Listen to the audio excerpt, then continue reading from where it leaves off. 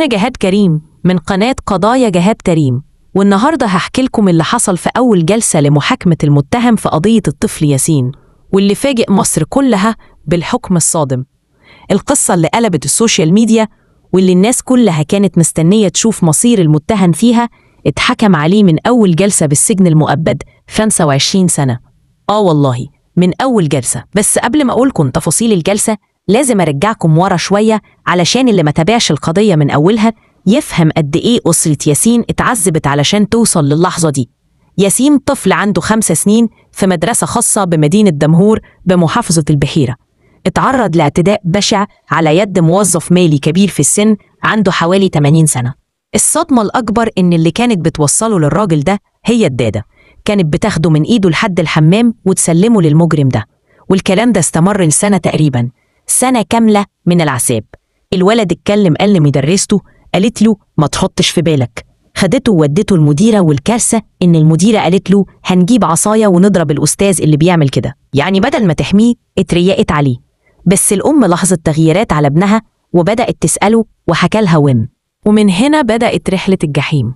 راحوا النيابة، عملوا محاضر، والنيابة تحفظ القضية مرة واثنين وثلاثة، وتحريات المباحث قالت مفيش أدلة، رغم إن الطب الشرعي أثبت تعرض الطفل للاعتداء.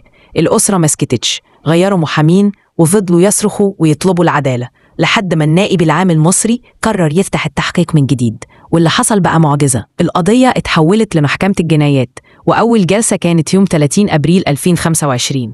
الكل كان متوقع تأجيل، لكن المحكمة فاجئت الكل وحكمت على المتهم بالمؤبد 25 سنة. الناس فرحت وحق ياسين رجع له، بس الأسئلة المهمة لسه ما خلصتش. فين باقي المتهمين؟ الدادة، المدرسة اللي غيرت أقوالها، المديرة اللي ضحكت على الولد، هل هيبقوا عبرة؟ هل هيتحاسبوا؟ محامي من جوه الدايرة قال إن في طلب هيتقدم للنيابة لفتح تحقيق معاهم ومحاسبتهم. ليه القضية اتحكم فيها من أول جلسة؟ ناس قالت ده حكم سياسي، وناس بدأت تتكلم بنبرة طائفية للأسف، وبعض الرموز الدينية المسيحية شككوا في نزاهة الحكم. وأنا بقول لهم القضاء المصري نزيه، والحق رجع لصاحبه، وياسين سبايدر مان فعلا، لأنه حبس الوحش. اللي عمل كده في ياسين أول ليلة في الحبس مسك قلبه وقال أنا هموت، أنا تعبان، أنا عايز الدواء، أنا عايز أكلي ولبسي. افتكر نفسه نازل أوتيل مش سجن، لكن الحقيقة أنه هيفضل باقي عمره فاكر كل لحظة وجع عاشها ياسين، وهيبقى عبرة لكل واحد بيفكر يعمل كده.